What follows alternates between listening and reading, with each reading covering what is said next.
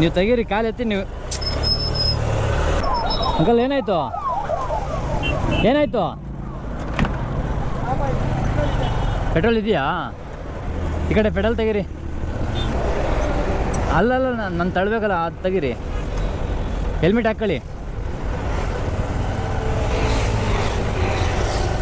ನೀವು ತೆಗೀರಿ, ಕಾಲು ಎತ್ತಿ ನೀವು ಆರಾಮಾಗಿ ಕೂತ್ಕೊಳ್ಳಿ, ನಾನು ತಳ್ತೀನಲ್ಲ.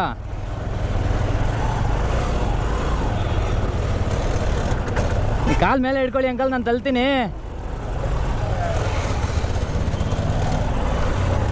ಅಂಕಲ್ಲು ಬ್ಯಾಲೆನ್ಸ್ ಬರಲ್ವಾ? ನೆಟ್ಟಿಗೆ ಇಟ್ಕೊಳ್ಳಿ, ಆ ಕಡೆ ಈ ಕಡೆ ಹೋಗ್ಬೇಡಿ, ಕಾಲು ಮೇಲೆ ಇಟ್ಕೊಳ್ಳಿ.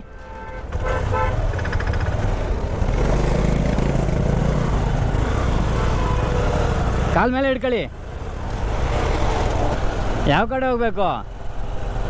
ಅಂಕಲ್ ಅನ್ಯಾಯವಾಗಿ ನನ್ನ ಬೀಳ್ಸ್ಬಿಡ್ತಾಯಿದ್ರು ಪಾಪ. ಅಭ್ಯಾಸ ಇದೆಯೋ ಇಲ್ವೋ ನಡ್ಕವ್ರೆ. ಅದು ಆ ಕಾಲು ಆ ಕಡೆ ಈ ಕಡೆ, ಆ ಕಡೆ ಈ ಕಡೆ ಅಂತಾರಲ್ಲ, ಅವಾಗ ಏನಾಗುತ್ತೆ, ಆ ಕಡೆ ಈ ಕಡೆ ಗಾಡಿ ಹೋಗುತ್ತೆ. ನೆಟ್ಟಿಗೆ ಇಟ್ಕೊಂಡಿದ್ರೆ ಆರಾಮಾಗಿ ಹೋಗ್ಬಿಡ್ಬೋದು. ಅವರು ಅಂಕಲ್ ಸ್ವಲ್ಪ ನರ್ವಸ್ ಆಗಿದ್ದಾರೆ. ಈ ಬಿಸಿಲಿಗೆ ಪಾಪ ಎಲ್ಲೇನೋ ತಳ್ಕೊಂಡು ಬಂದರೆ ಏನು ಕತೆ. ನಾವು ಯಾವತ್ತೋ ಹೇಳಿದ್ದೆ ನಿಮಗೆ, ನೀವು ಎಷ್ಟು ಜನ ಸಪೋರ್ಟ್ ಮಾಡ್ತೀರೋ ಅಷ್ಟು ಜನಕ್ಕೆ ಹೆಲ್ಪ್ ಮಾಡ್ತಾ ಹೋಗ್ತಾ ಇರ್ತೀನಿ ಅಂತ. ಏನೋ ಗೊತ್ತಿಲ್ಲ, ನಾಳೆ ದಿನ ನಮಗೆ ನೀವು ಸಹಾಯ ಮಾಡ್ಬೋದು, ಇಲ್ಲ ನಾಳೆ ದಿನ ನಾನು ನಿಮ್ಗೆ ಸಹಾಯ ಮಾಡ್ಬೋದು.